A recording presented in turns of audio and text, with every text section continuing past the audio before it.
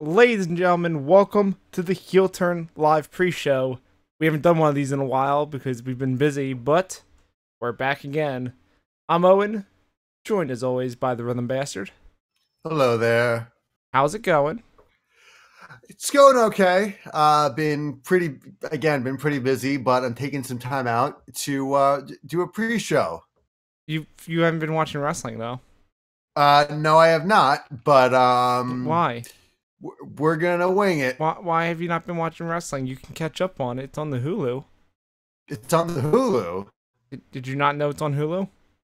Not the well. I mean, they cut down the episodes though. Not I of guess it SmackDown. is- Really? No, SmackDown's the full show. That's how I rewatch it and do my About Last Nights. I rewatch it the morning after and write my notes during it. Because I write notes for these shows. Weird. That's actually really good. I mean, that's why my notes are so detailed, because I'm watching the show while taking notes. Right. Unlike that one time we had Oscar do notes for Raw, and he wrote 5 pages of notes. That's excessive. Yeah, and he read every single thing in those notes.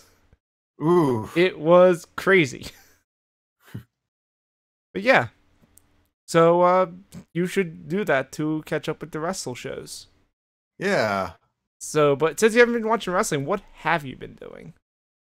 I've mostly been working on music. I've also been actually last night I worked a football game, and I can tell you about that. Ooh, what kind of football game? It's a college football game between the Florida Atlantic University and the Akron, Ohio Zips. Oh, so it's college. Yeah, it's college football. Nice. That's why I wanted to know. Yeah, the Boca Raton Bowl. It was sponsored by this company So, I mean, normally I don't give a shit about these kinds of things, but what stood out to me is that, it was the Boca Raton Bowl sponsored by Cherry Bundy, right? Cherry Bundy, they make cherry juice. And the CEO is a guy named Steve Pear. What? Cherry Bundy is run by a guy named Steve Pear. This isn't real. These are cartoon characters. You'd think so. These are not real. You would think so. I know so, sir. Yeah. And mostly me trying to work up the nerve to finish up my song for Unstable, the new Magic set. I was distracted, by other things. Again, just a bunch of work came up and all of that. But the second I log off, I'm going to do some work on it tonight and hopefully have it ready for tomorrow. Well, that's exciting. Yeah. Always on that grind, sir, even though it's the holiday season. Yeah. So it's a song inspired by the new Magic the Gathering set Unstable. I know you don't play, but it takes place in this world that is inhabited entirely by mad scientists. And the unsets, as they're referred to in Magic, are all about drafting cards that have all these crazy effects. Like one is you play it and give a high five to everyone in the room, and you gain a life for every person you high five. Or that's fun. There's this one that's like you open up another booster pack, and any creatures in that booster pack you put on the battlefield. That seems wild. Yeah, and like everything revolves around squirrel tokens. It's nuts. Ah, I see what you did there. You said squirrel tokens and nuts. I get it. Exactly. I get it. Jokes. Yeah. Yeah, and because it's all science-y, the song is in the style of Devo. Are you gonna do a music video with the hat? I don't have a Devo Energy Dome yet, but I can. Yeah, I just don't have a Devo Energy Dome yet. But I can probably make up something just as stupid, and then just get a bunch of friends. Because you've seen like the early Devo music videos. They basically take place in these very sparse rooms. Yeah, and just get a bunch of steampunk shit and then mash on like fake guitars and whatever. And that is how you do a Devo music video. Yeah, piece of cake. Yeah, exactly. It's easy. You could do that. Yeah. I just need friends who are not flaky. Same here, man. Yeah. I mean, as you can tell by the episode of Heel Turn coming up that we're preparing for, I don't have a co-host. My co-host is not answering my messages and didn't write any notes for the show, so I'm kind of on my own and it's gonna be something interesting. I And I mean, you can't. can see if And I'm like, not gonna ask you to dedicate 2 hours of your night because one, you didn't watch yeah, wrestling, and two, you've yeah, got better shit to do. yeah. Mm-hmm. So as long as you tune in and you're active in the chat, and I'm talking to you and also the people watching the pre-show, we should get through this. Yeah, I mean, I'll definitely have you on in the background while I work and stuff. It's a nice Wednesday night ritual to just catch up on what I missed. Awesome. But yeah, if you have the chat on your phone or something and can chime in, it sure will help because I will be by myself talking for an hour. Yeah, And let me tell you, when you're doing that without a video game to play, very difficult. yeah. I mean, like one series I've started to do, but again, due to time restrictions, I haven't. Is Rectangular Reckoning, and what I call Rectangular Reckoning, and what it is me trying out trying out a deck in like either Hearthstone or when the new Magic game or the new digital Magic game comes around, MTG Arena comes out, or a Magic the Gathering deck. Basically, me just playing through the game and trying out all of these interesting decks and just seeing where we go with it. So it's been pretty fun. I think for my next episode, the cool thing with Hearthstone is that it added this thing called Dungeon Run for the new Kobolds and Catacombs expansion. And what that is that you start with like a deck of 15 or so cards, and you play against a boss deck. And yeah, and what it is that after you beat that boss, you are given like extra powers. Like, oh, you start with an extra mana crystal, or you start with, or your hero power costs less. And then you get to pick from like 3 different packs of 3 cards to help boost up your deck so that you can face the next deck and so on and so forth. And it's a very fun mode to play. And I think like just the stuff that not Magic, Hearthstone, the other card game I play a lot of, I still think it's funny the way you pronounce that, but please continue. Yeah. So I mean, the stuff that they've been doing between the Kobolds and Catacombs dungeon run, I think the most recent one was the one before that was like the Frozen Throne or the Knights of the Frozen Throne. They did like a solo adventure for that. And like again, they're just finding new ways to play around with the game, and I think it's not my game of the year, but it is. I'm not going to give it to that because it's came out in 2014. But I think the expansions they've come out with it has at least put it on my top 5 list. Have you gotten your game of the year list together? Because if you guys ever decide to record Echo Chamber again, which it's been months, yeah. We should do a game of the year episode. We will. I think it's. Will you? It's inside baseball thing. Mistaken has a new job, so he's usually not available Thursday nights, or whenever he is, he's usually like doing his Twitch channel. Well, he'll be busy this Thursday night recording podcasts for a certain wrestling website. Yeah, so which are totally not recorded in advance. No, of course not. So it's probably going to be something where we'll just have to come up with a new night altogether. Okay. Well, yeah. As long as it's not Wednesdays, because Wednesdays are heel turn. Yes. But then again, it wouldn't interfere with you because, you're on around this time and you guys don't record until 9:30. Yeah. Yeah, so I mean, it is a possibility, and that's something we're probably going to go back to the drawing board for. So, all right, well, hopefully 2018 we see a resurgence of the Echo Chamber because let me tell you something, I highly miss it. Yeah, me too. It's a good show. At least you're on I'd Rather Not, which we'll have an episode next week. Yeah, I really like this episode coming up. Yep. What do you mean? It gets recorded on Friday. Yeah, well, all right. Well, I mean, our like second chance episodes are always great because it's either like because it all depends on who loses. I mean, henceforth the second chance. The real bad ones lost this year. Yes, but like some real good ones lost, and it just creates this really interesting dynamic, especially when they're 2 equally good ones. because usually, when we ask these questions, they go by a theme like, oh, this happens to you. Which of these two options would you rather take? And they're usually somewhat related. Sometimes, I mean, I try to do that. Some people decide not to.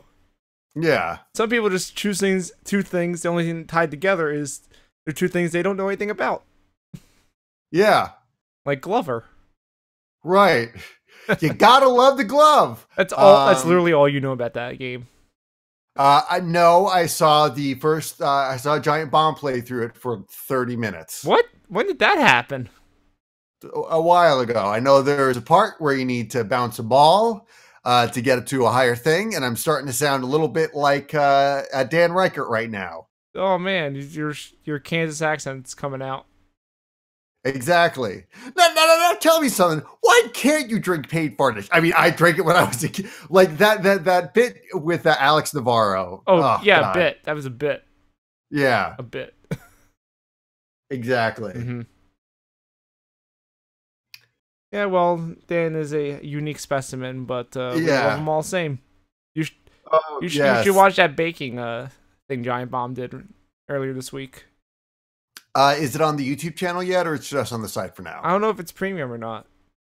I don't think it's premium, but you should check it out anyway. It is up up on their site at least. Okay. They have an easy bake oven, and Dan does not know how to bake. So it's fascinating. Oh boy, it's one of those things. Yep. Well, Rhythm Bastard, I believe we are out of time because I need to do some extra setup for Heel Turn since I'm doing this by myself. Yeah, you do that. So I've got to set up some stuff for that. Make sure the notes are good because I had to write notes for Raw, which I did not watch. Yeah.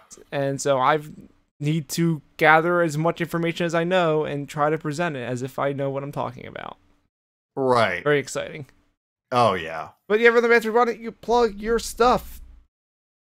All right, I've been Rhythm Bastard. You can find everything I do on my website, rhythmbastard.rocks. I rock so hard, I have to put in the URL. What? You can also, yeah, I know. You can also support me by either my Patreon at patreon.com/rhythmbastard, and you can get all my new tracks the second they come up.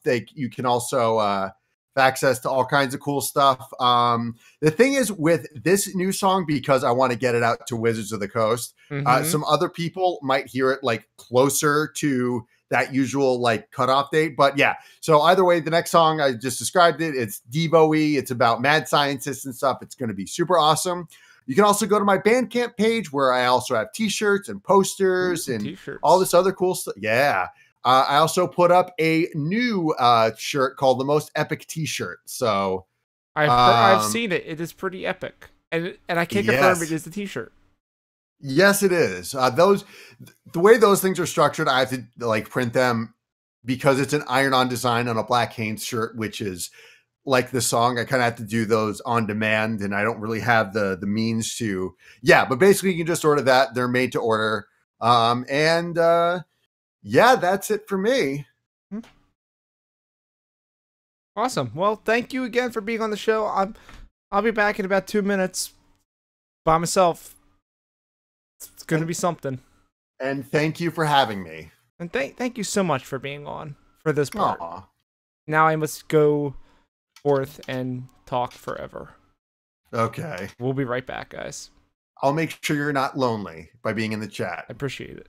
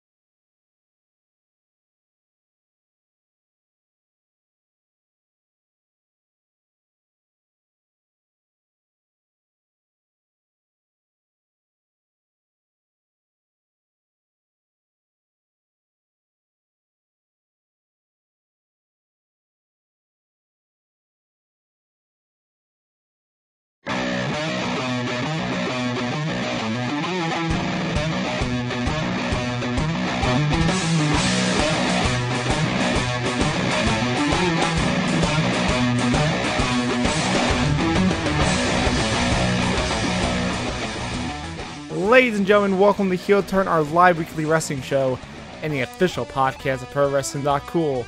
It's not just cool, it's .cool. And if you can't tell by me saying both parts of the intro, this is once again a solo episode. But we are still streaming live over at Twitch at twitch.tv/ozoneonline, and on YouTube. We don't have a URL for that yet, so just search ProWrestling.Cool. So we are here to talk about this week in the WWE, which means we're talking this Sunday's Clash of Champions. We're talking about Raw. We're talking about SmackDown Live. We're talking about tonight's episode of NXT. And whatever else is going on in the world of wrestling, because the Royal Rumble's coming up, and they've been doing some pretty big announcements for that one, both good and bad. But as I said, I am by myself. I am Owen.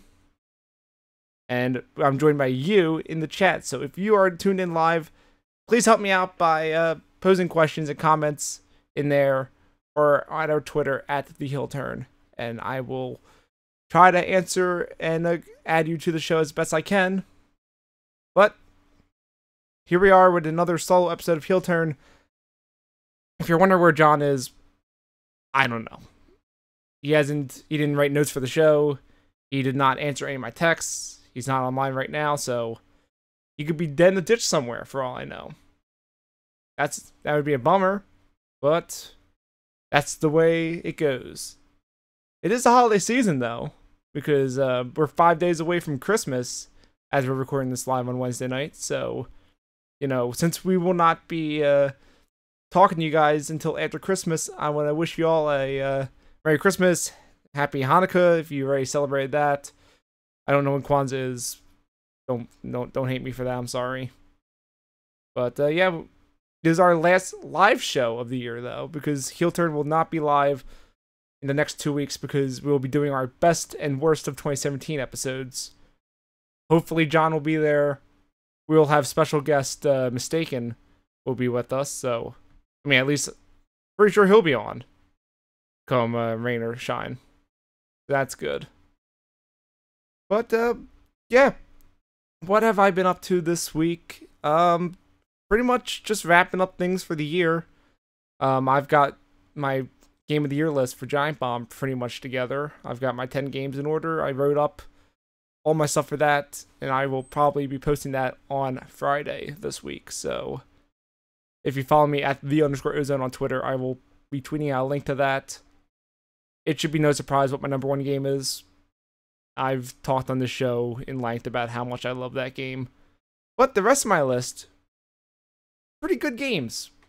Some that I don't expect on many other lists. And if you're expecting stuff like Persona 5, I haven't played that game, so that's not on there. Horizon I didn't play. PlayerUnknown's Battlegrounds, it just came out on Xbox, so I haven't had a chance to play that. Officially, it is a 2017 release because it came out 1.0 this week, so it is eligible for lists. It's not in early access on PC. But yeah, my list will be up there on Friday, so make sure you check that out. I've also been putting together our lists for nominees for Best of the Year and Worst of the Year for ProWrestling.Cool. And we'll have our debates about those on the shows in the next 2 weeks. And if you're wondering, do you record these in advance because it's the holiday season? The answer is, of course. Of course we do. Because we need time off too. But I may still do About Last Night articles for the 2 weeks that we're off from the live shows. I'll do my best with that. No guarantees.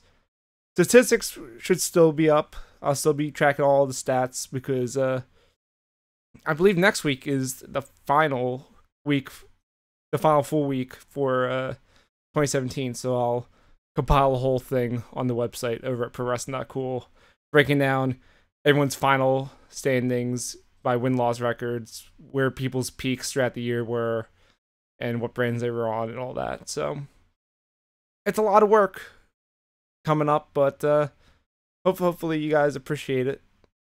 I like doing numbers. But yeah, that's all I got going on. So I guess we should move on to the part of the show where we talk about the news. So I'm gonna go hit that jingle.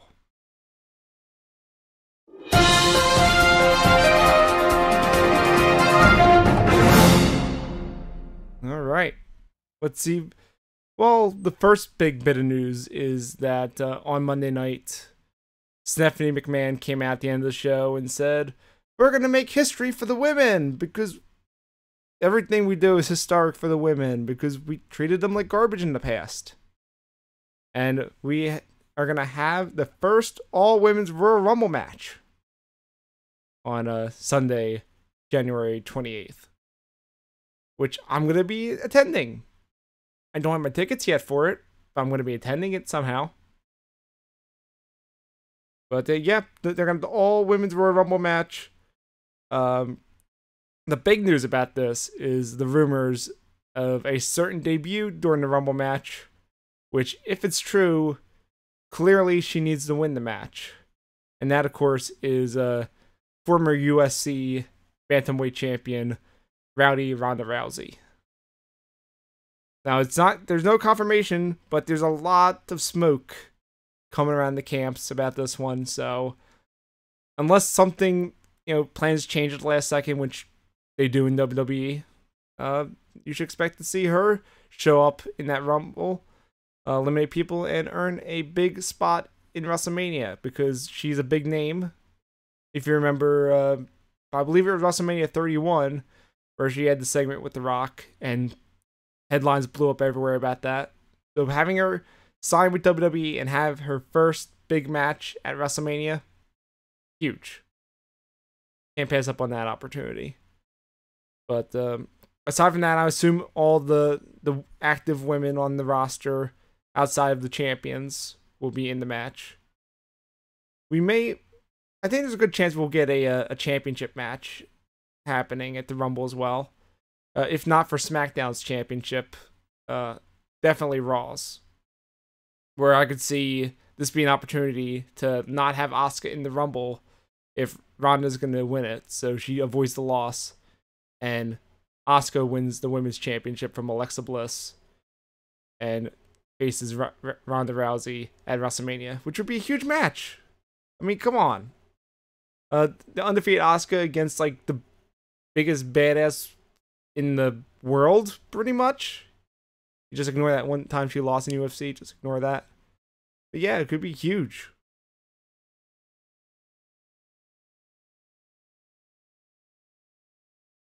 So, I just heard from John. I did not receive a call from him, so hold on.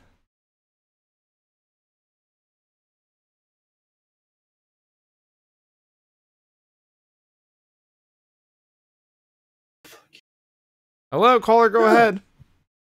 No. You know what? No. No. No, absolutely not. No. I didn't hear you ringing. No. You okay? Fine. Still angry, though. I mean, I should be angry because you didn't write any notes or, say anything ahead of time. I fucking passed out! I know. Do you want to be on the show or do you want to go back to sleep? I fucking called, didn't I? Why are you so angry? Because it fucking woke up and it's like, oh, I'm just gonna... Oh, okay, I'll just call a bunch of times. Oh, wait, I've hung up on every single time. Great. Hey, John, you want to know a little secret? What? When you're broadcasting, the ring doesn't go off. So I didn't know. I was busy, doing the intro of the show because I have to, run the show and look at my notes and read the chat all at once. It's really difficult, but I'm glad you're here. Dying of fire. I assume you have your audio recording correctly. Yeah, I do. Awesome. Cool. So I am going to change the layout of the stream so that we can see your beautiful face. No. I see you. No. Oh no, he's got his hood on. He's sad. Sad John. I'm in the news section. You want Great. you know what I'm talking about? No. I'm talking about the women's Royal Rumble and how Ronda Rousey's gonna debut and win it because of course she is. How about we actually do the show and start it over instead of whatever bullshit this is, because I'm not playing this game. Okay, fine then. I'm also not recording, so. I thought it's all right. Fine. We'll be back with the beginning of the show again. So stay tuned.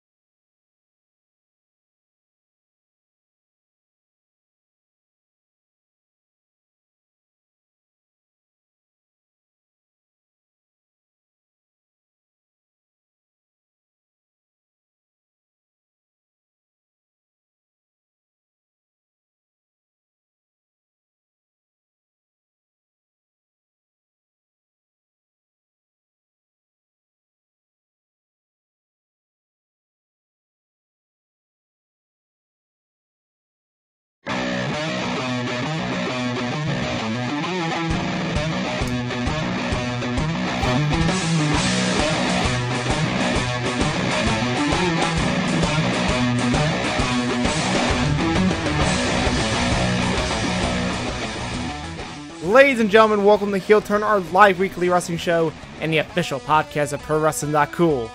It's not just cool, it's .cool. We are here to talk about this past week in the WWE, which means we're talking Raw, we're talking SmackDown Live, we're talking this past Sunday's Clash of Champions, tonight's episode of NXT, and of course, all the Royal Rumble rumors that are starting to swell up because it's that time of year. I'm Owen, joined as always by John. Joined as always by everybody out there on the internet. Isn't that cool? It's .cool. We're streaming live over at Mixwell.com. No, we're not. No, we're not. No, we're not. Can't. Nope. Doesn't. That is We're not a streaming on quality Twitch. product. Yes, we are at Ozone Online. Twitch.tv/Ozone Online. Also on YouTube somewhere. I don't know. Just search ProWrestling.Cool until we get a URL. That's sure. Yeah. Okay. Do that. There's some requirements to get a custom URL. I don't know how it works. Really? Why? Because YouTube's dumb. YouTube is dumb. At least that is something that we can agree upon. Just like we can agree upon the fact that we are monitoring our chats over at Twitch and YouTube and our Twitter at the Heel Turn. So send us your questions and your comments and we'll get to them as we deem fit. Owen? Good morning, sunshine. No. How's it going? My neck hurts and I want to go back to sleep. I mean, you can. No. I'm already awake. Just snore on the microphone. It'll be great. No. No? We're not doing ASMR? No. I already woke up for this. We're doing this. All right, awesome. Yeah, so what happened was I was getting ready to do the show, and then John didn't answer, and then I started the show, and then John called me, but because of the way the whole streaming setup works, the rings do not actually ring. So I didn't hear it until about 10 minutes into the show. So this is actually our second take. So how's everyone doing? I'm waving. They can't see that on the audio. No, they can't. No, they can't. Yeah. This is a mostly audio show. True. But hey, John, guess what? What's that, Owen? It's been a busy week because the holidays are coming up, which means end of the year stuff. Yep. So I have been working on my Game of the Year list, and I think I have it settled. Well, that's cool. And I will be posting that on Friday on my Twitter at @the_ozone because I'll be posting it for Giant Bomb. Are those clowns over at the Echo Chamber not doing one this year? Here's the thing: Echo Chamber hasn't done an episode in months. What? Because something weird happened to their schedules. We talked about it on the pre-show, which you hear exclusively if you tune in on Wednesday nights. So in the coming year, they're going to change their schedule and what night they record, and hopefully get the show back on the road. And as we did last year, we'll probably do our Game of the Year episode in January. All right, then. But I make my list in December. And my number one game should be surprise to no one because I've already said it's my Game of the Year. The one with the guy that's going fast. Nor should mine, because I've already said it as well. Is it also the game with the guy that goes fast? No, that's number 2. Number 1 is Sonic Forces. Yes, it is absolutely Sonic Forces. It is. No. Yes, it is absolute. That is, of all the 3D platformers, that could be my number 1 game of the year. Definitely Sonic Forces. Awesome. Fantastic. But yeah, I think I have my list settled. I wrote everything about it. I have some games that will probably not be in anyone else's Game of the Year list, as usual, but I don't care. Doki Doki Literature Club. Actually, no, that seems like it's going to be on everybody's list this year. It was not. I did not play that. I did not play Persona. I did not play Horizon. I did not play the PUBG. So makes These my are all list games very that interesting. I have not played either. It should make my list interesting. I'm probably gonna play the PUBG on Xbox at some point. That version does not look very good. I know, but whatever. It's on a controller. I can play it. I'm not good at the mouse and keyboard stuff. Stop biting my hand, asshole. John. I have to. Not you, the cat. No, I have to. But yeah, I'm probably gonna play that at some point. But because the 1.0 on PC came out, it's not in early access anymore, so it counts for Game of the Year lists. It is officially a video game. Officially. Is Sonic Forces officially a video game? Yeah, it's just a mediocre video game. That I still, like, 100%ed for the most part. Does it win the award for most man animal, lady animal? I mean, I can't think of another game that has more man animals or lady animals, so probably. Nice. Actually, no, Animal Crossing, I totally didn't 100% that game. Rip. Guess you have to go back. I have like 5 more. I have to beat a couple levels in under a certain time limit, and then I have to max out 2 other characters because that game is repetitive as shit. Great. It's a really well-designed game, Owen. I don't believe you. You shouldn't. Good. But I also wanted to let people know the schedule coming up for the website, since we're going to be kind of in a weird break period for the holidays.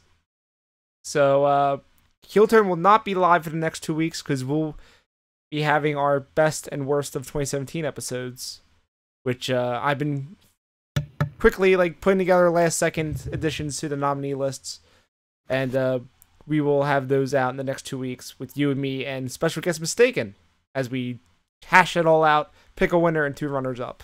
Oh, so is this why he's not doing the Echo Chamber? No, there's other reasons that I cannot talk about in public. Oh, so it's Rhythm Bastard. No, okay. No, it's people's schedules changed. It's complicated. You don't need to go into it. Oh, so it's Paula. Okay. No, it's me. They keep sending me files. I keep deleting them. I said this is garbage. I can't put this. People can't hear this. These secrets cannot go out. I mean, in fairness, I have listened to that podcast and been on that podcast. It is garbage. I mean, just like this show. Yep, sure is. So we got those coming up. About Last Nights for SmackDown should still go up, I hope. I expect them to still go up, but again, with the holidays, it may get messy. Statistics will still go up on Friday. I'll have a special breakdown next week of the whole year. It's a lot of number crunching, but I'll have everyone's final standings, their top spots throughout the year, which I don't do a great job of keeping track of, so that'll be fun. And aside from that, I think there's something else that's going up on the website that's a special Patreon thing. I have no idea. It's going to be... I think I saw an outline of it, and it looks terrifying. It's a disaster. So when should we expect that to be up? You can expect that to be up before this Christmas madness.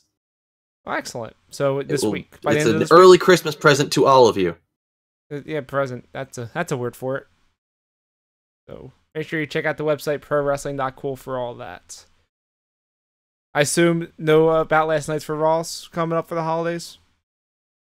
I mean, considering that Raw airs on Christmas and I have a thing that I do every Christmas. Like be with family and do literally anything else? Yeah. Excellent. I will be busy at my family's Christmas party, as I do every single year. All right, so excellent. And not watching Raw. Sorry, John Cena. How dare you? All right, so that's all our our scheduling coming up. You got anything else before we head into the news? News. All right, hit the jingle. Let's get in the news.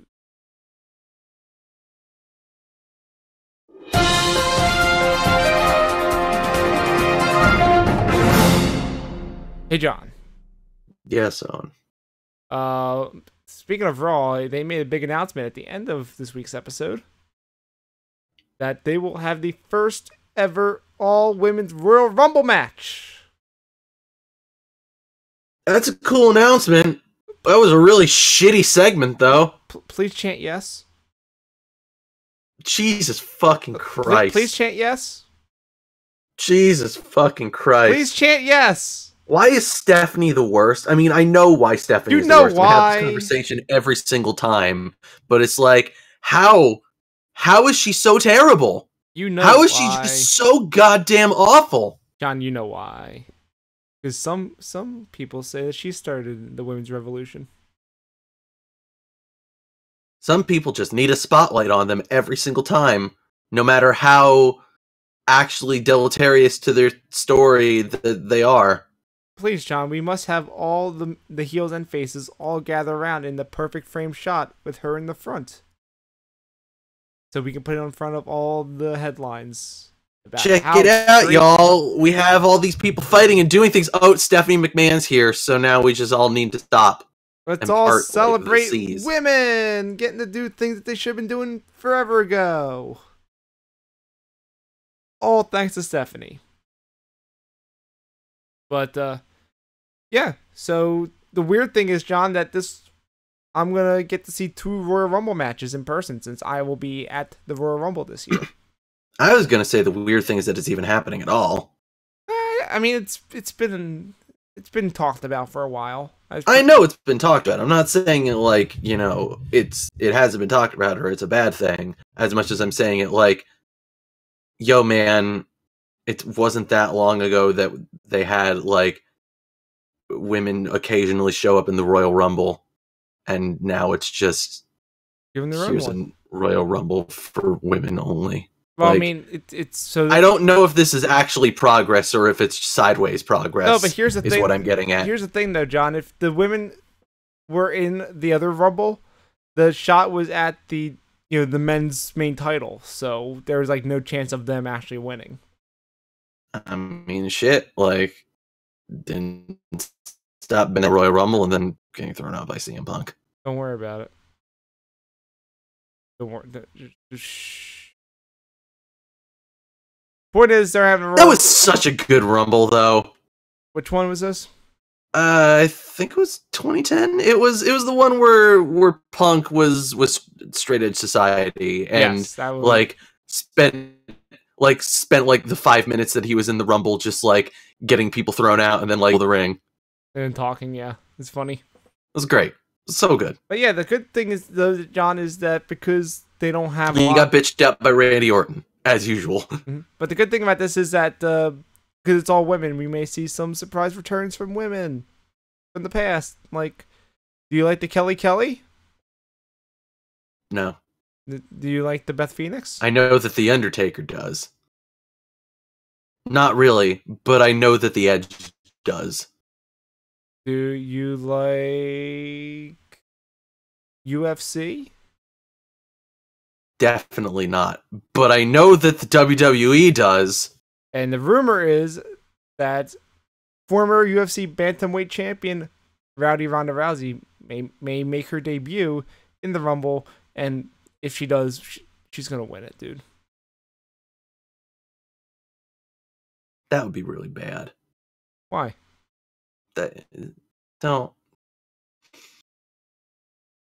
Don't debut someone that has never done wrestling before in the Royal Rumble and then have them win. Don't do that. Don't bury all the people. Don't bury all the people that have actually been here and put in their fucking time and work. Don't do that. John? Like, I don't even think that, like, the person who I think, like, probably should win this Rumble, like, just based in storyline shit, like, even in terms of them doing work, I don't think they should win it. Sorry, Paige. John? Yes? It's all about equality. Remember when Batista showed up and just won the Rumble because fuck you? At least Batista is a wrestler. At least Batista... Real wrestling, man. The most real, legitimate. Like she's Brock Lesnar. She's legitimate. She might also be sponsored by Jimmy John's. We also don't know if she can actually work. Here's the thing, John. In a battle royal, it doesn't fucking matter. You can start training now and then have a few extra months to train for WrestleMania. And the thing about WrestleMania, it's never about work rate. It's about names and getting people to tune in. That's what it's always been about. That's why I haven't really enjoyed WrestleMania 30. No, of course not. It's not for us. It's no longer for us. It's about, getting headlines. It's about getting headlines for this company that might not even be owned by Vince McMahon for much longer. We'll see about that. Yeah, but what do you think about those rumors? Is that in news? I don't have my notes up. I didn't see this rumor. The rumor that's been going around, Meltzer was saying NBC? that like they don't have a name. Like they don't have he said, but it sounds like basically the rumor is that like according to Meltzer is that like Vince is pretty ready to sell this fucking thing. He should sell it to his kids. The talk going around is that Shane and Linda are already outside the company. Like Shane's just a performer, so it's not like he has any ownership stake. It sounds like Stephanie doesn't really care about the company and only really cares about doing her charity work shit, which she can do within the company, but she doesn't need to. Like, it seems like the only person that actually really cares about running a wrestling business anymore is Triple H. He should have it. He should have it. It would be cool if he had it, and one would think that if he were to sell it to another company or something, that they would just put him in charge. But also, I don't know if that's a good idea. Hey, John, selling this thing. You know what the name of that company is that's trying to buy it? What's that? Ozone Entertainment. Sure. I'm buying it. It's me. It was me. It was me all along. But yeah, this all comes out of the fact that Vince started this company, Alpha Entertainment, and the rumors that he's bringing back the XFL. Which, why? Because you want to know the actual reason why they bring back the XFL? Yeah. So Trump will watch that and he'll leave the NFL the fuck alone. That's the reason. My thought was maybe, like, what if people are fucking stupid and instead of trying to bring back the XFL, like, this whole thing is that he's actually trying to buy the Carolina Panthers? I mean, he's not going to. Because I believe it's Diddy who's going to buy them. Diddy does really want to buy them, but I also want to buy them. My idea was to buy them and relocate them to Atlantic City. And call them the Atlantic City assholes. And then I'd put Chris Christie as their mascot. Again, going for Trump. Mm-hmm. Yeah, see? Then he would tune What in. if That'd be his favorite team. A new member of the Royal Rumble is the return of AJ Lee? Why? Because she's in the news this week. I mean, I didn't write it down, but yeah, it's not a big deal. Oh, they're making a TV show based on her book. Okay. I think it's cool. It's fine. The only way I could see this being related to the Rumble is if she makes a deal with WWE where she'll appear in the Rumble if they'll give her like permission for certain things to put into the show. Yeah, probably. Wrestling days, but that's all I can see with that. I just wanted to talk about AJ Lee. They're making a show based on her book, and there's talk that she might star in it. Sure. Why not? I think it's cool. Good for AJ. Yeah. Crazy as My Superpower is supposed to be a pretty good book. Yeah, sure. That's good.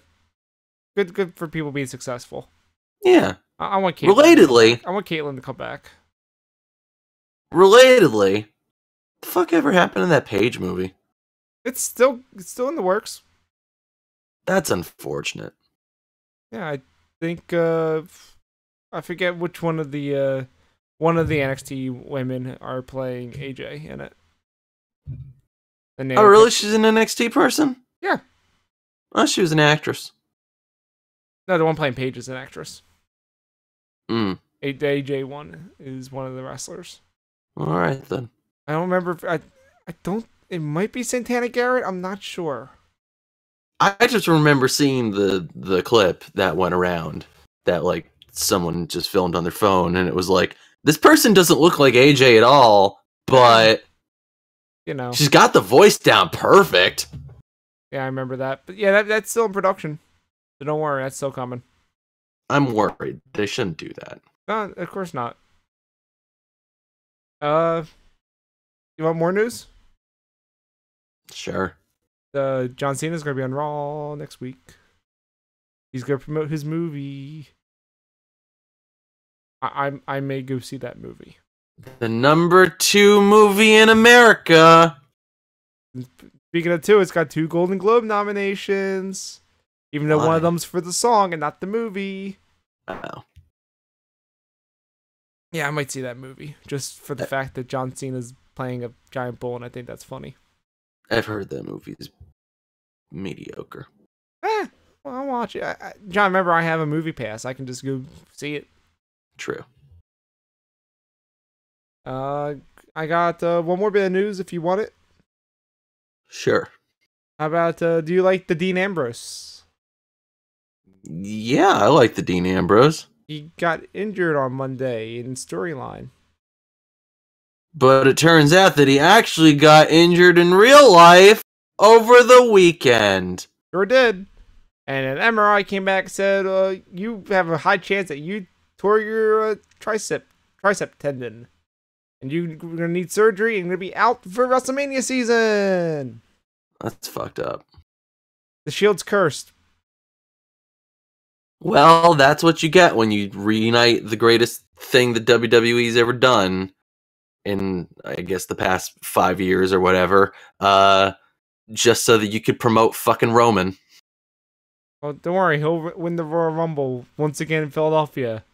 And I'm going to have terrible flashbacks. It's going to be great. They're not going to do that. Yeah, they are.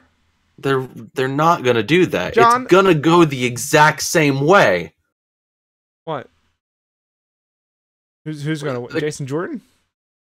No, I was saying if they do that, it's going to go the exact same way it went last time. Exactly. And the crowd's going to fucking hate him. Yeah, exactly. But then they're going to be like, fuck Philadelphia. It's Bizarro World. How does that benefit anyone? Just because they're agents of chaos and they want me to burn. Because you know what the best part is, John? Unlike last time, the Raw after the Rumble is in the same city. Yeah, I know. So the crowd's going to be still very angry about it. It's going to be great. I'm aware. I'm aware of it, as they should be. Yeah, man. If they do that, they're fucking stupid. Oh, they're gonna do it again. They're gonna do it again. It's gonna be so bad. I genuinely don't believe they're gonna be that stupid and do that again. John, this is the same city where they promoted a pay-per-view main evented with a Punjabi prison with Randy Orton and Jinder Mahal. Yeah, that means they're going to be stupid in different ways, not stupid in the same way. No, they're going to be like, we actually hate the city, so here's Roman Reigns. Because you have to remember also, the last time Roman had a big spot in Philadelphia was that Raw where he won the WWE Championship after Vince tried to screw him. Remember that? And they cheered for him. So who knows? Who knows what you expect? The city's crazy. If Roman doesn't win, who do you think is going to win the Rumble? So, someone on SmackDown. 2 years in a row? Yeah. I would think someone would want to fight Brock Lesnar. That's why he's got a bullshit match at the Rumble, which we'll talk about. Yeah, that's why Roman is going to fight Brock Lesnar. Look, obviously Roman is fighting Brock Lesnar. Of course he is. This is how this is going down. It's just I don't think they're going to give fucking Roman a third goddamn Royal Rumble win. Third? Oh, is it only second? No, it's only second. Remember, he was a runner-up that one year. I actually forgot that. Yeah. I genuinely believed it was that he'd won it twice. Well, do not believe that. This is a fucking terrible show where terrible things happen. Mm-hmm. Because remember, he didn't win the Rumble when he fought Triple H. Wait, it was... No, he didn't win the Rumble that year. He won the one where he fought Lesnar. Who won the one where he fought Triple H? That was WrestleMania. That was 32. What was the other big match there? Oh, that was Triple H won that because that was the one where it was for the title. Right, that is the one where Triple H won. Because all Triple H wins. Right, I completely forgot that was the one where they made it was the second time that the belt was the prize. Mm-hmm. Yep. Well, John, are you ready to move on to the next section? Tell me about the mediocre show that aired on Sunday. It was not mediocre. It was fine. It was mediocre. If you go to the website ProWrestling.Cool, I have a review up for it. And I gave it 1 thumb up. Because there was a lot of good on this show, but there was also some bad. Did you watch any of this? I did, in fact. Did you watch the a couple kickoff match? things from this. I did, actually. They had a good video package, and then you got that terrible Mojo Rawley theme. It's a bad theme, but Heel Mojo's good. I'll say it. Heel Mojo's good. Yeah, it was fun. It was a good match. I don't know about his finisher, but Heel Mojo's good. I like his energy. Oh, he punched him in the face. I elbowed him in the face. Whatever. He hit him in the face and he won. And Zack Ryder looked great, selling for him, and it was just what he needed. Which then they didn't follow up on SmackDown with at all. So, whoops. What the fuck is Zack Ryder doing? Oh, he's in a jobber position. I mean, I guess so. He's a perennial jobber position, but still. Then they decided to kick off the pay-per-view with the match of the night. Because what the fuck? How is a match with Baron Corbin match of the night? The same guy that made me fall asleep during a Shinsuke Nakamura match. I guess it turns out that Dolph Ziggler is still very good at wrestling when you make him care. Yeah, he's just bad at everything else. Yeah, I know. I saw that SmackDown segment. I thought that was a good segment, but we'll talk about that later. But yeah, this match was really exciting. The three worked in and out of the ring really well with each other, and then the finish was totally unexpected and really awesome. With Corbin hitting the end of days on Bobby Roode, but Ziggler also hitting the zigzag at the same time, and then pinning the champion. It was great. But we'll have to figure out where they're going after this when we talk about SmackDown. But yeah, I'm okay with this. I mean, why don't we just talk about it? Why don't we just do a combo and talk about it now? Because where they're going with this is, it seems like they don't really know. Oh, I know where they're going, but Dolph Ziggler leaves the fucking belt in the ring. What? But I have a theory. But what's your theory? I'll tell you about SmackDown. Because there's too many mixed things going on with this pay-per-view that correlates with SmackDown that I don't know how I could frame it right. All right. But did you see that Fatal 4-Way Tag match? Yeah, no. I did not watch that one. Rusev and Aiden English cut a promo at the beginning with English singing the entire 12 days of Rusev, and the crowd was so fucking into it. Holy shit. They're the most over act in all of WWE right now. It's incredible.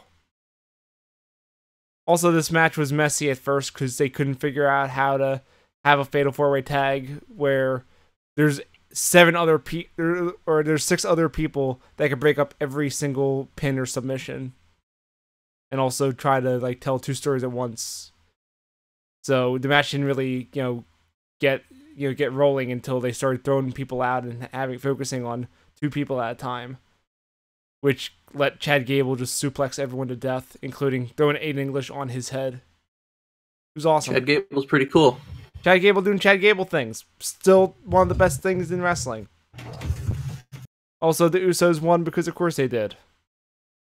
Usos. Champions don't lose fatal 4-ways. The women's lumberjack match was a mess. This match, I watched this one. Yeah, you made a mistake because I needed to see for myself how bad it was. This whole story. And it turns out every part of it was bad. Well, there's one little good part, but the whole match was revolving around the women around the ring instead of the women in the ring, with the Riot Squad and the welcoming committee getting in the arguments about who's going to be up Charlotte, which was whatever. But the only good thing about this match was they teased the thing I predicted. Which I said they're gonna have all the lumberjacks fighting through the ring, and during that they're gonna have Carmella cash in mid-match and try to win.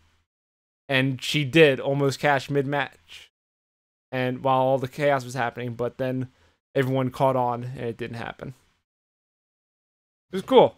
The rest of the match was bad. Charlotte won. Who cares?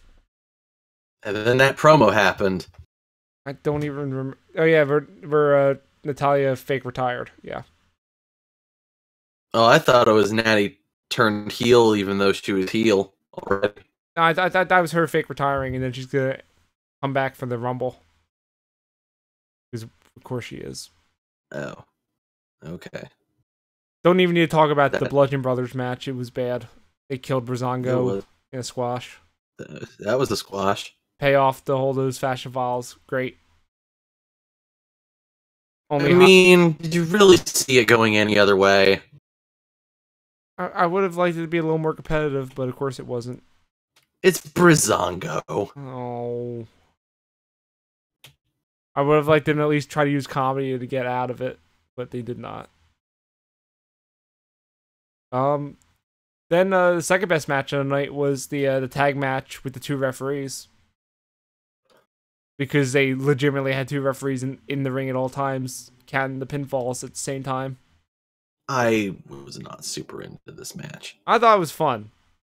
I mean, I don't like the fact that Orton and Nakamura felt like they were like kind of like the odd man out. Complete afterthoughts. Complete and utter afterthoughts. But I liked the storytelling with Shane and Bryan. Or less so.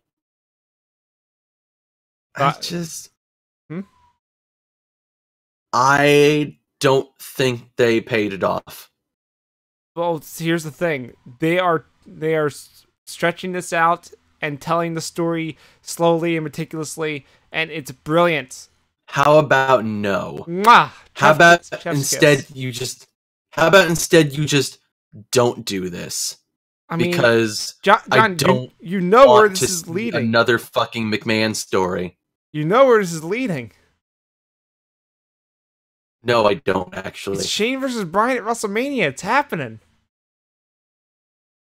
You really think it's going to happen? Yes. You really think they're going to let Daniel Bryan wrestle a match?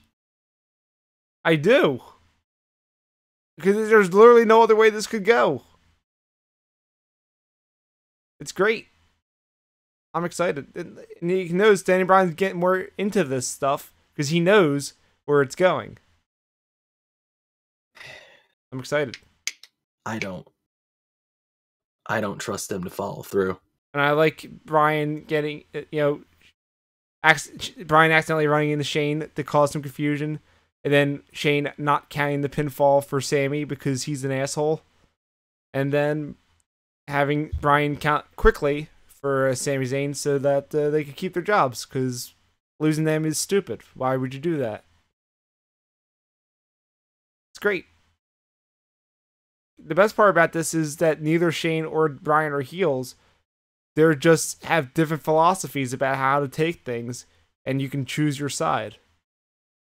No, there is one that is definitely the heel. They're just saying that he's not the heel. I can understand Shane where he's coming from. No, absolutely not. I mean, that's how I feel. I feel like I could understand. Shane is a petty piece of shit. Like literally the only defense for this is the shit that Brian Saxon was saying last week, that where he was basically just saying what Vince McMahon told him to. That was really offensive. Yeah. But the only defense of Shane McMahon is literally he's the boss and the boss should be allowed to do whatever the fuck he wants. Or how about the fact that Kevin Owens tried to murder his father, who was not, being aggressive at him at all, was just trying to set him up for a pay-per-view match. And then he headbutted and then did a frog splash on a 70-year-old man. Fuck Vince. But still his dad, who he's slowly turning into with the gray hair and the firing of the people. That's where this is going to lead. It's going to lead with him turning into Mr. McMahon. And people are going to refer to Shane as Mr. McMahon. Could be great. No, it's okay. Be great. No, I'm good. Could be great. I'm good. I'm good. AJ Styles' Jinder Mahal match was whatever. I literally don't remember anything about this match. It was the best Jinder match all year. Yes. That doesn't mean it was good, because it's still Jinder. Maybe. I'll have to try to remember the other matches. I'm just saying. Okay. It was the best Jinder match all year. That is not a statement of Jinder's quality. It is a statement of God AJ Styles is the best fucking wrestler in the world. God damn it. Rhythm Bastard in the chat, when I said that he's turning into Mr. McMahon, he posted shaneflex.jpg. You get the joke. Yep. Thanks, Rhythm Bastard. Thanks. Now I had that image in my head and I can't get it out. That was Clash of Champions. I liked that of quite a few of those matches, but there were also some stinkers. Hey, John. What? Did you watch Monday Night Raw? Yeah, but why would we talk about that when we could talk about SmackDown? Alright, if you want to talk about SmackDown, I can talk about SmackDown. Why would we not talk about... Because SmackDown wasn't very good! I'm aware it wasn't very good, neither was Raw. We should still talk about it, considering that, we just talked about the show that directly led into it. Okay. And had massive ramifications for what happened. Okay. Alright. For John, example... Chill out, I'll do it. I was hoping to get a break from talking, but I will keep going. So, we had an opening segment that was the payoff, in quotation marks, to the two referees, with Brian and Shane talking about how Shane understands now by watching the footage, because you can fucking do that Brian ran into him by accident. But what Shane did was fucked up, because he is a petty asshole. And Brian did what he did because fuck Shane.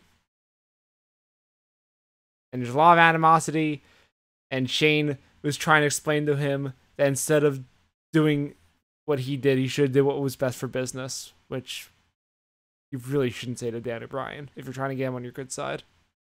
Especially if you're a McMahon. That built some tension there. How is Kevin Owens, Sami Zayn best for business? Because fuck them. They're ruining everyone else's good times by ruining the show, by attacking people. Especially Vince McMahon.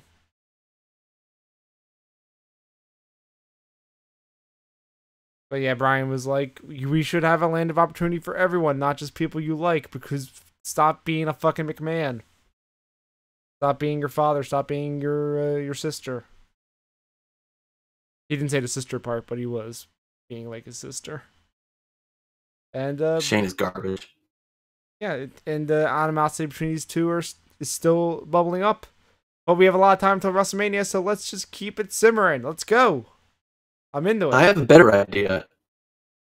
How about we not make SmackDown another show about the fucking McMahons? How about we let the wrestle company be about the wrestlers and not the fucking people running the show. This is WWE, man. You have to remember, before the word SmackDown, it's WWE.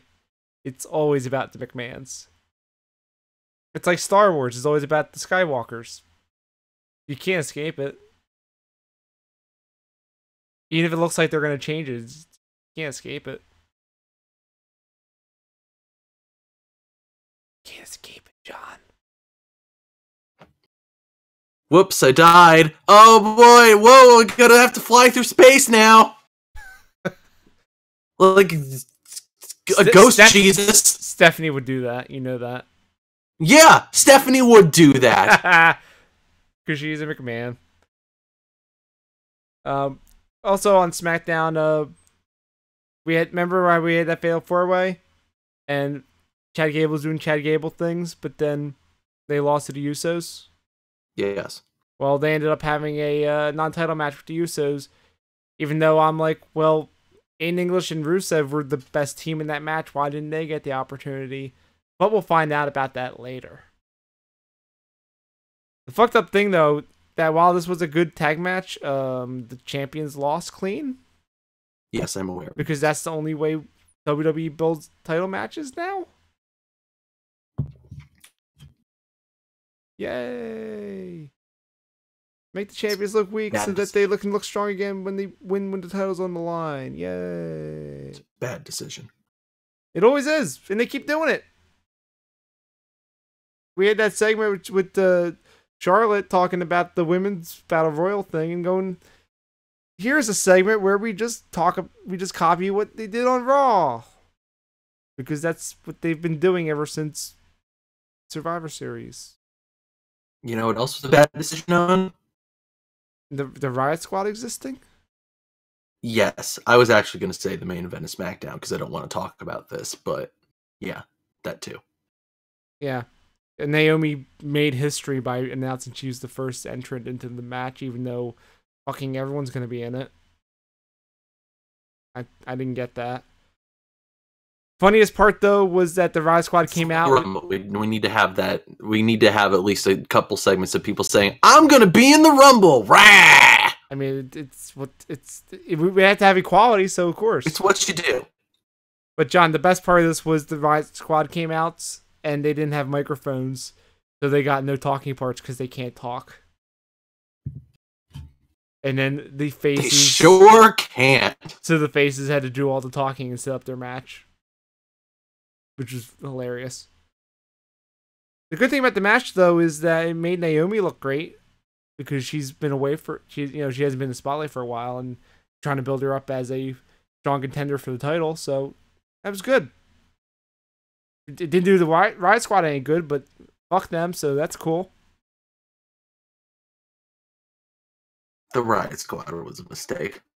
We could talk about that Dolph Ziggler promo that you didn't like. I mean, really, what is there to say? He dropped the belt in the ring and left, but also showed highlights of all the times he won belts because, hey, I'm good at wrestling. Look at all these times I'm good. Let's have the only reference ever to capital punishment. Because we don't talk about that pay-per-view since it involved R-Truth in the main event. I mean, we talked about that pay-per-view once. Never There's again. a podcast of it on the website. Never again. I liked that main event. I know. R-Truth, his whole character was that he's a conspiracy theorist, and he lost based on an actual conspiracy. Hey, John. He was ahead of his time. God damn it. Heel turd. But yeah, he dropped the belt in the ring and left because he said no one deserves him. So you know what that means. So he's just... I don't understand. I don't understand how you... Now? What? It's the title in abeyance now? I don't understand how you don't understand that this means they're going to debut a new belt. He's going to debut a new belt. Of course he is. Because the U.S. title is the oldest looking belt and it looks like garbage. So let's get a new one. That belt that looks like a toy. I don't mind that belt. I've never minded that belt. I'm pretty sure they're going to debut a new belt, and I'm into it. I want to see what it looks like. Put a big old eagle on it. Let's go. It's just gonna be a Trump face. Fuck you. You're probably right. You know I'm right. The main event of SmackDown was the main event of Tribute to the Troops.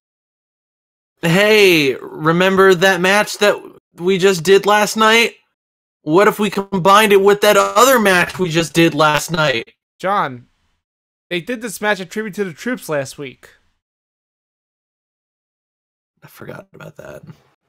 The ending sequence was the exact same one from that Tribute to the Troops. This was the same fucking match.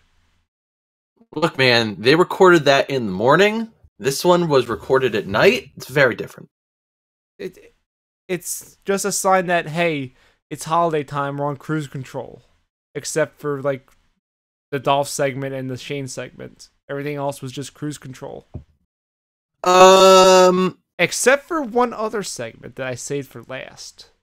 Yeah, I was about to say, there's one segment that we need to talk about. In fact, there were two segments, John. Okay, actually, it was pretty cruise control when you think about it, but it was a good kind of cruise control. No, it was creatively swerving around the street and crashing into a glorious fireball that I love. Hey, John? Like I said, it was cruise control, but creative cruise control. Hey, John, remember the trick or street fight that Raw did? Hey, Owen, remember the Christmas street fight that they do basically every single year? On Raw, yeah. Raw seems to be really bad at these gimmicky matches. SmackDown, though, they did pretty good. The trick or street fight was fine.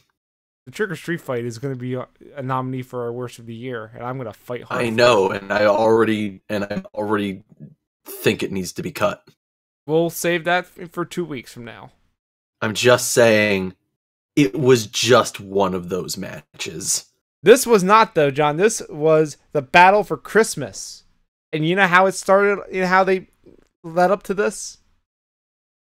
They had the New Day backstage with their pancakes, dressed in costumes, with Big E being an elf, Xavier being a sad-looking reindeer, and Kofi Kingston being a gingerbread man, shoving pancakes into people's mouths, because that's a totally safe and sanitary thing to do.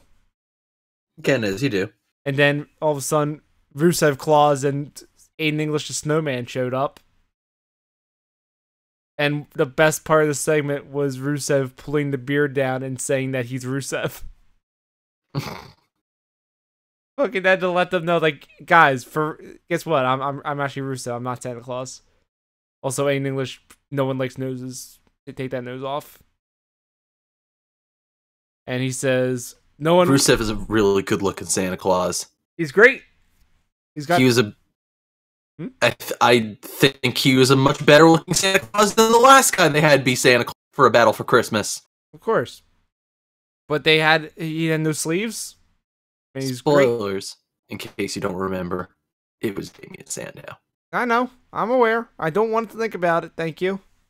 Why? He was great. But so Mark Henry was also Damien Sandow. Mark Henry was also there. He's apparently given up on wrestling. Is now trying to be an actor. I know. You must not be on that podcast where I said that he doesn't wrestle anymore. I wasn't actually. Okay. What? Yes, he's not wrestling anymore. It makes me upset. Too bad. John. Rusev said, "Fuck the New Day shirt. Everyone wants a Rusev Day shirt." And when he held it up, it received the biggest pop of the night. These guys are so over. It's amazing. And then he took the pancake, took a bite out of it, threw it on the ground, stomped on it, and said that the pancake is pooey. Which enraged Big E and set up the match. You stomped on a man's pancake, and that's how you get into a match. Amazing. Makes sense. And then the match has them in the costumes. Including a... Did you see this match? I saw a little bit of it. Did you see the I part? mostly just watched Rusev dressed up as Santa Claus and went, yeah. But did you see the part where Rusev was chasing Kofi Kingston around the ring? And he couldn't catch him, and Kofi yelled, run as fast as you can. He can't catch me on the gingerbread man. It's pretty good. It's extremely good. There's a lot of good things happening in this match. Including the part where they cleared off the announce table for a big spot. And the big spot involved them putting down the tray of pancakes, smothering them with whipped cream, and dropping a single cherry on it. The most dangerous weapon of all of wrestling. A single cherry. All right, then. And the match ended with an English getting thrown into it, and then Xavier Woods hitting an elbow off the top rope and pinning him. It was great. This is the most fun match I've seen in months. I love it. More Rusev, please. Push him to the moon. I like this. This made the rest of SmackDown good. Fuck the rest of the show. This made it all good. Rusev Day forever. Did you see my name for About Last Night? No. The name of the article is Rocking Around the Rusev Tree. Well, all right then. What is the Rusev Tree? What does it look like? No idea. It's painted like a Bulgarian flag, and Is it just a tank? No, it's painted like a Bulgarian flag. On top of it, instead of a star, it's a smiling Rusev. Sure. That's it for SmackDown. How about the Monday Night Raw? It was whatever. It wasn't just whatever. Things happened on it. Didn't mean it was not whatever. They announced the Universal title match for the Royal Rumble that I'm going to see, and I'm so fucking excited for it. No, you're not. No, I'm not. I'm fucking pissed about it. We already knew last week that this was going. The only way that this was ending. I'm not happy. Brock Lesnar versus Kane versus Braun Strowman in a triple threat. I thought the worst. Of course. I thought the worst world title match would have seen out of Royal Rumble was Brock Lesnar versus Bob Holly. This might top it. No, I'm not willing to go that far. I have to see the match. Come on, dude. Bob fucking Holly. That guy's an asshole. Hardcore fucking Holly. Yeah, he is somehow not the worst thing ever. We'll be the judge of that in January. Also, I'm being hyperbolic. Of course, Bob Holly is the worst thing. Come on. Yeah, come on. Just let me roll with this. Come on. It's Bob Holly. He's actually just a garbage person. That Jason Jordan stuff sure was a thing. That took up an hour of the show. I get what they're doing with Jason Jordan. I get that they're slowly turning him and making it, playing into the fact that we all hate him and doing this to annoy us. I get it. It's too fucking slow. And I hate him. I don't want to see him. Me either. I don't want to see him. But John, what about this 20-minute match to kick off Raw? 20 fucking minutes. Why? Because fuck you, that's why. And then you get to see him wrestle a second time. Because fuck you. Why are we doing this? Because fuck you. Just Jason Jordan. Just stop. Jason Jordan. Just stop. Me or Jason Jordan? Jason Jordan. Okay. I mean, you can stop too. That would be fine. No, it's not going to stop. It's never going to stop. He's gonna wrestle another half-hour match next week. It's not gonna be against Samoa Joe. I bet you it's against Elias. Please no. Mm-hmm. Actually, can we talk about what was absolutely 100% my favorite part of Raw this week? What was that? It was Elias. So good. I didn't say it. What did he do? He was in the ring doing his Elias shit, and then he got interrupted by Mickey James, Paige, and Sasha Banks. Why? Because they had their match with Absolution. So Elias is just like, fuck this, I'm out. And then Bailey tries to hug Elias, and Elias is just like, nah, fuck you, and leaves. It was so good! Okay, that's pretty good. It was really good! That's pretty good. It was really good. You know what the best part? I like Elias. That was not the best part of the show, though. I'm aware, but we'll talk about what the best part of the show was at the end. Good. Save the best for last. Of course we are. Don't get it twisted. Let's talk about more things that were all right, I guess. Finn Balor? No. Finn Balor's great. He's so extraordinary. He's an ordinary man that is extraordinarily generic. Bored. Please clap. Please clap. He's in a handicap match. Please clap. Maybe if we make him fight the Miz Taraj, this will be cool. The Miz Taraj are not cool. Sorry, John. They're not. They were cool. Yeah, when they were with Elias, they were cool, and then they fucked it up. They were cool when they were with the Miz. Come on. Well, I mean, yes, but the Miz is gone. I'm talking about without the Miz, when they were with Elias, they had those harmonicas. That was great. And now that was such a weird segment. Now they have Finn Balor, and that's it.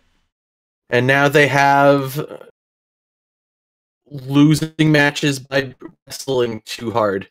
By the way, they did that twice on this fucking show. What the fuck?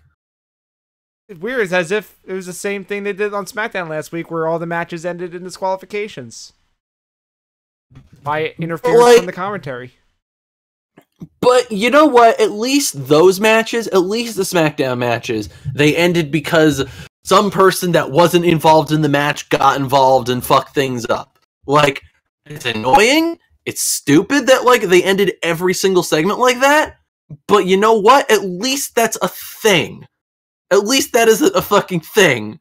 This is just, oh man, you're punching this person, and I'm like, yo, you need to stop punching this person so hard. You're not stopping, so I just gotta call this match off. Ah! You know what they could do? They could have the referees actually do their fucking job and count the 5 before disqualifying them. Or at least, like, try and fucking stop them. Like, try and, like, do something to, like, you know, interrupt the fucking beating them up. No, that's too much work. Too much work. It's fucking pathetic. It's fucking pathetic. And then they wasted Hideo Itami's debut on this bullshit. I mean, look, I thought it was a fine debut for Hideo. Oh no, it made sense because it was, you know, the opposite of how Finn debuted. It's true. Like, that is cool, but also the way they went into it with that disqualification sucks. Oh, no, that part definitely sucked. You know what else sucked?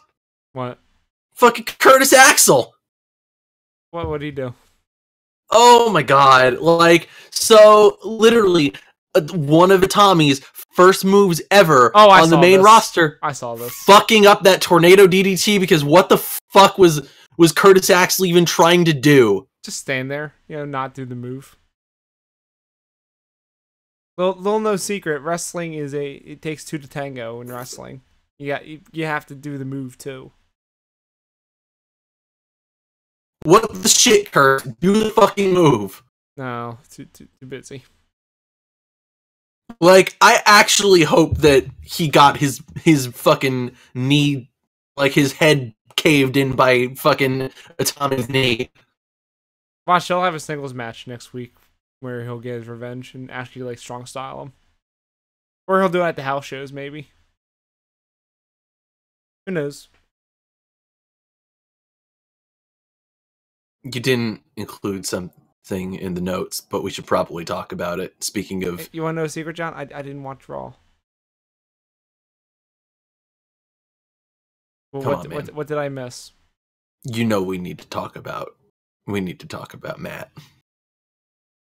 Who? You may have heard of him. He's a fucking Matt Hardy. You mean the Woken Matt Hardy? That's what I just said. You mean the one that is waging the Great War? That's what I just said. The one that is playing chess? I still don't know how I feel about all this Matt Hardy stuff. Like, there's a part of me that feels like there's a part of me that feels like Bray's response promo was a little bit too on the nose of just like, man, you people only fucking like him because he does that dumb laugh and it's stupid. Fuck all of you. Like, I wasn't entirely wrong. Mm-hmm. And like having it called out like that was kind of like, well. But John. Yeah. John, but at the same time, Owen, motherfucker played a goddamn chess match against Napoleon Bonaparte, who, of course, in typical fucking Broken Matt fashion, is a goldfish. John, they're doing it. They're doing it. They're fucking doing it. Why aren't you on board? They're doing it. They are doing it. Like, it's the only parts missing are the compound and, you know, the side characters, which are coming.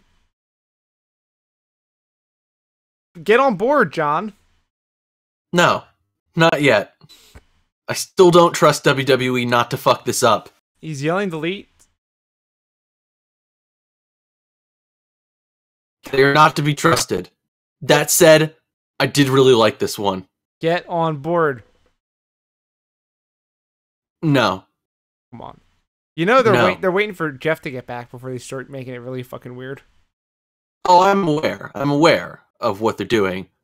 But the problem is still that he needs to be gotten away from Bray Wyatt because it's still fucking Bray Wyatt. Well, yeah, they're going to have the match at the Rumble and then they'll move on from there.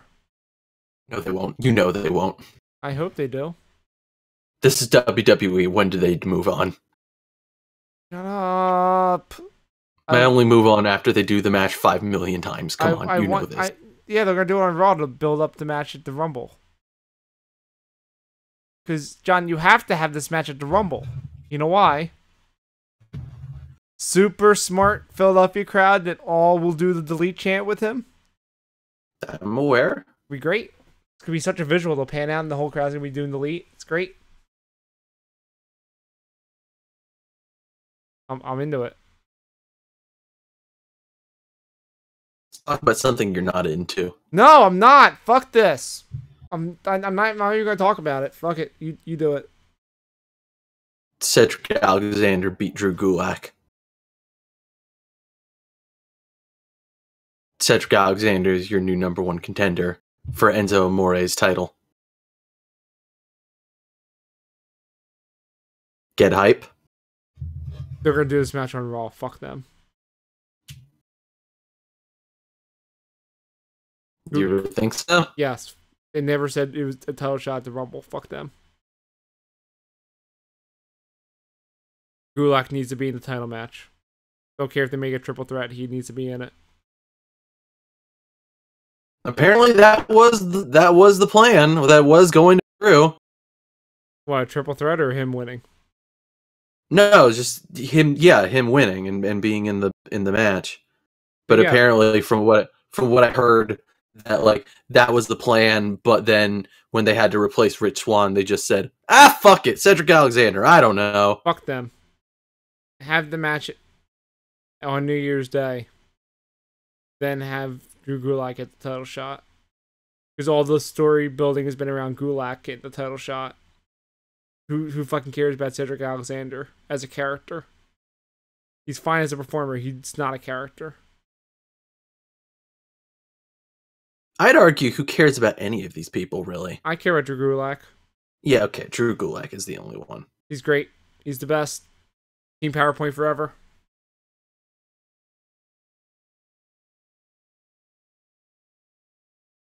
What else we got?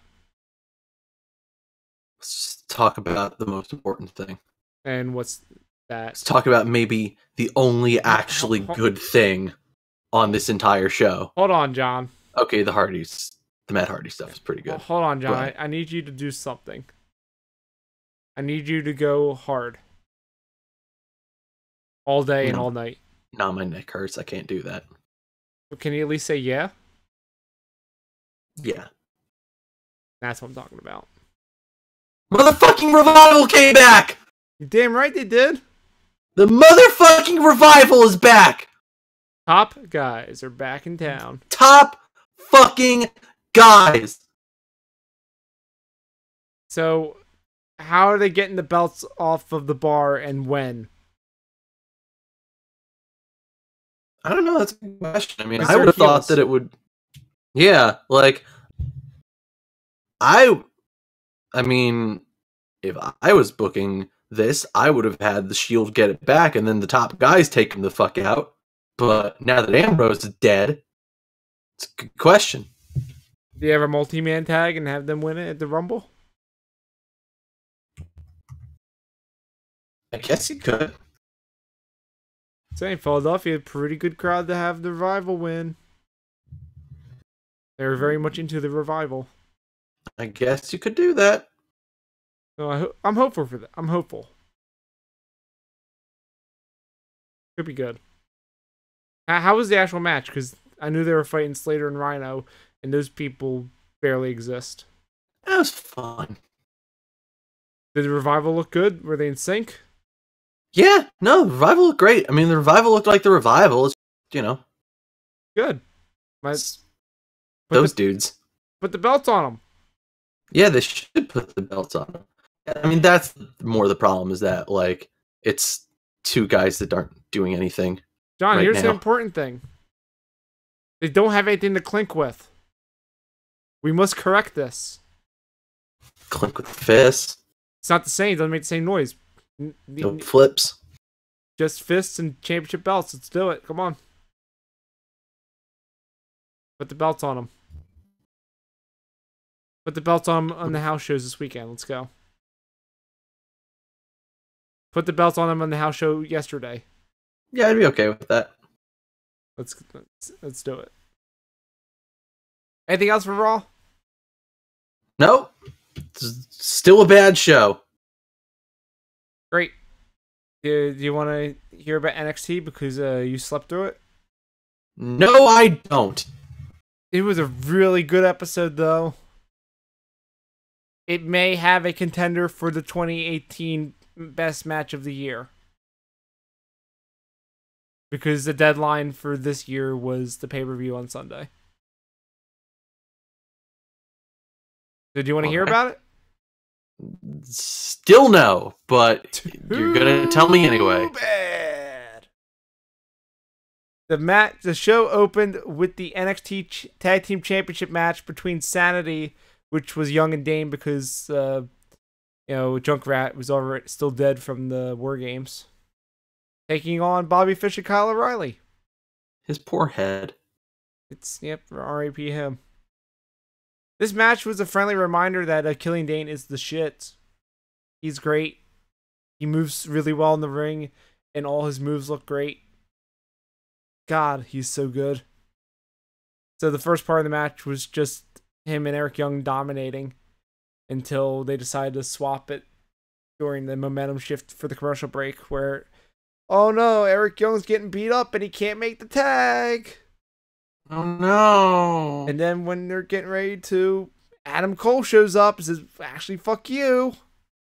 He's all like, I am a guy with a name. And he bumped Eric Young off and made him crouch on the top rope. And then the Ow, my dick! And then they tried to, hit him with a move and pin him, but Eric Young still kicked out. Because you can't, come on, this is NXT. You can't have a shitty finish like that. Yep. And then we got a reminder, hey, Sanity has another member. And Nikki Cross came out and beat the shit out of Adam Cole. Until security took her away. But they didn't take Adam Cole away. So he still got involved in the match. And all of a sudden, Killing Day and Eric Young decide, hey, we should probably kill Adam Cole so he can stop interfering. Except by doing that, he's interfering. And the Undisputed Era won the belts. They're the tag team champions. New champs. That's how you kick off a show. Great match.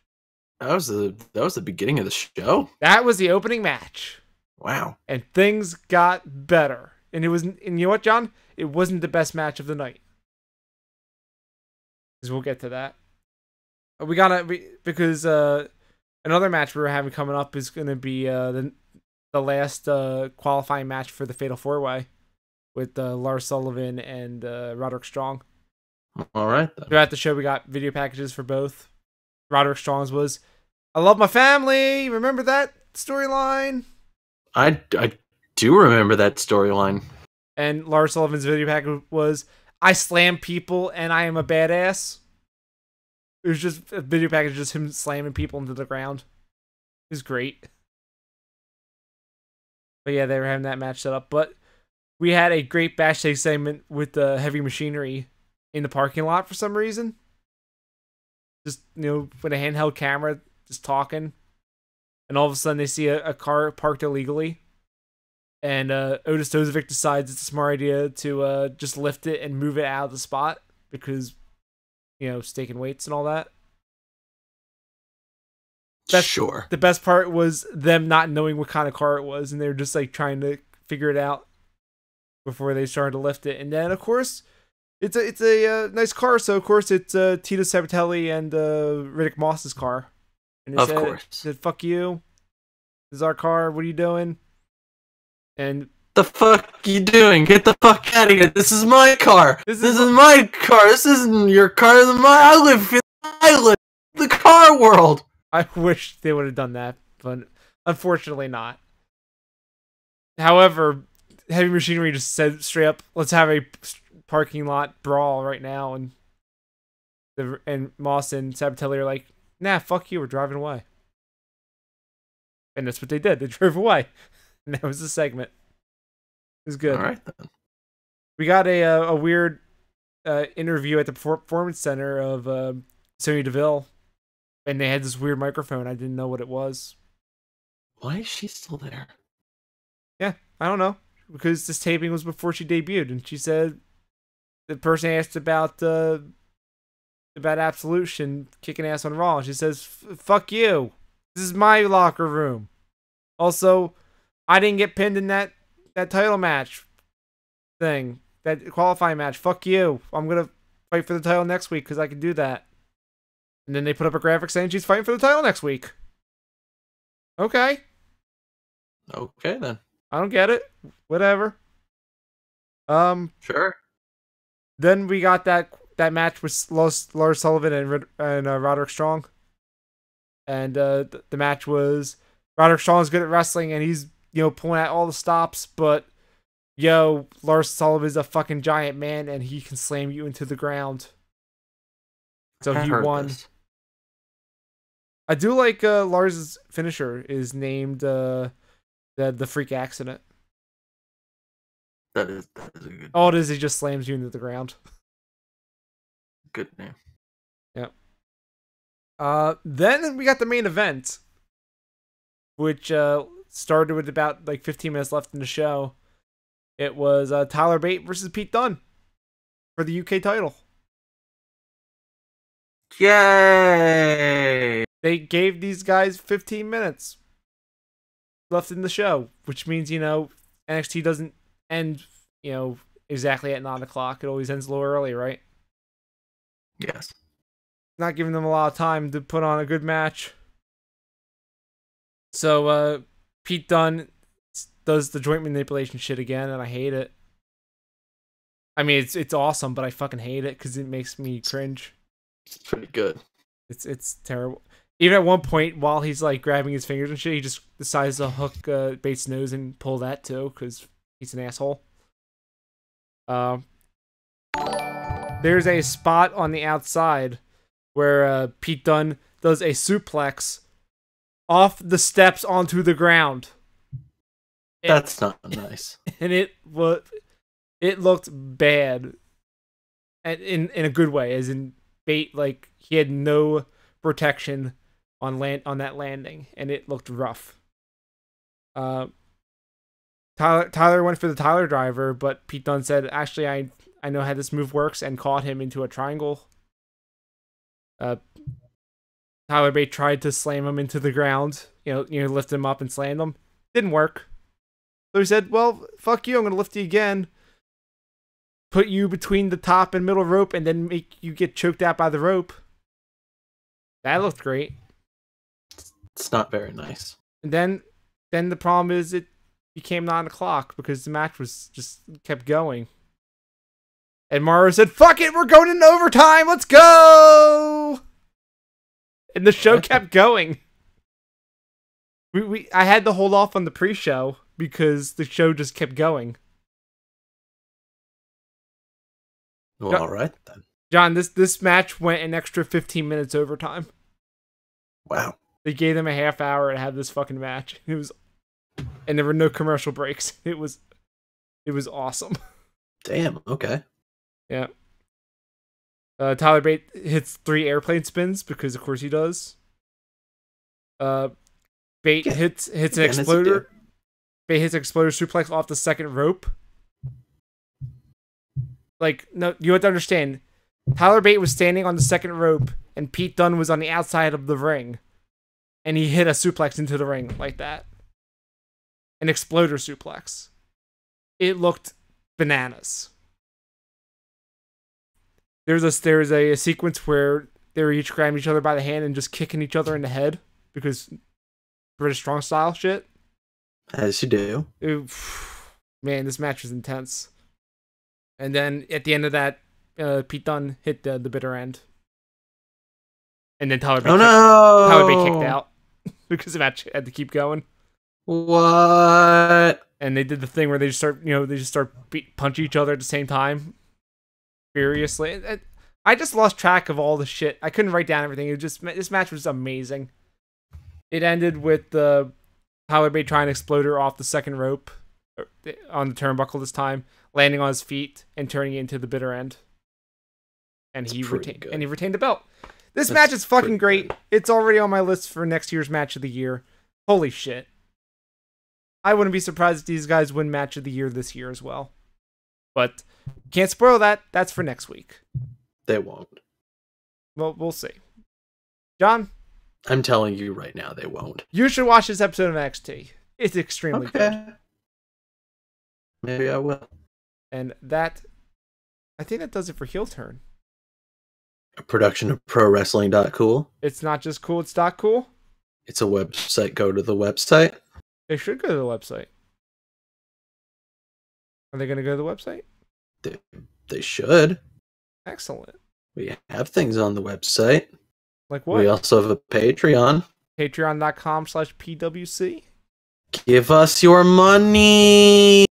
Well, say it more nicely. Give us your money. Please. Make sure you say please. I said it. Well, it cut out on the stream. I couldn't hear it. Well, whose fault is that? It's probably my fault. Exactly. Well, John. You weren't using the handheld interfacing stick. My bad. But yeah, There's other things you can do. Yep. But John, we will have the regular stuff on the websites, plus that bonus whatever you're putting up on the website at the end of the week. You mean the first edition of our brand new column, ProWrestling.Cool Tasteful Erotica Corner? Did you say first edition? As in, there's going to be more? I mean, if this Patreon subscriber keeps paying us to do this. Dear God, what have we done? I mean, technically, we didn't do anything. We just accepted money. No, Instead, no, John, but we put that as one of the tiers. This is on us. Again, all we've done is accept money and say, okay, you wanna pay for this bad fucking idea? Let's do it. All right. Well, where else? Do we have a Facebook? Yeah, facebook.com/pwdotc. We also have twitter.com/theheel-turn. And PWDOTC. And of course, we stream this motherfucker live every Wednesday starting at 9 p.m. Eastern over at twitch.tv/ozoneonline. And on YouTube, just search ProWrestling.Cool. And reminder, the next 2 weeks, we will not be streaming the episodes. They will go up. However, they will go up on Wednesdays instead of the normal Thursday. Just so you have something to listen to on your Wednesday nights. And those will be our best of the first week, and then worst of 2017. Yeah, wasn't that fancy? Yeah, it'll be fun. They may go a little long. We have a lot to talk about. It'll be a good time. So make sure you check those out. Check the website. Check our social medias for all the updates. John, we will be back live in 3 weeks. And hopefully the world's still here. Hopefully not. I mean, I would like to hope that 2018 is better. Please. That's bad.